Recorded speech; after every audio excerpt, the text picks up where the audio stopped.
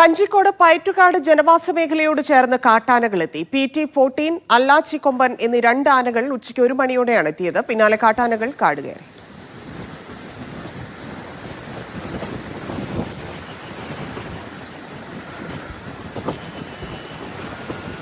സാജിദ് അഷ്മൽ ചേരുന്നു. സാജിദ്, ജനവാസ മേഖലയാണ്, എന്തെങ്കിലും നാശനഷ്ടങ്ങൾ ഉണ്ടാക്കിയോ?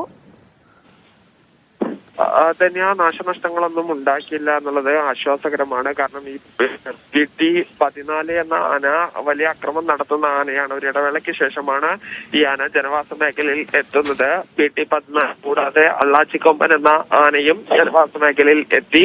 നിലവിൽ എന്തായാലും ആനകൾ കാട് കയറിയിട്ടുണ്ട്. ആശങ്കപ്പെടേണ്ട ഒരു സാഹചര്യമില്ല എന്നുള്ളതാണ് വനം വകുപ്പ് അറിയിക്കുന്നത്. ശരി സാജിദ്.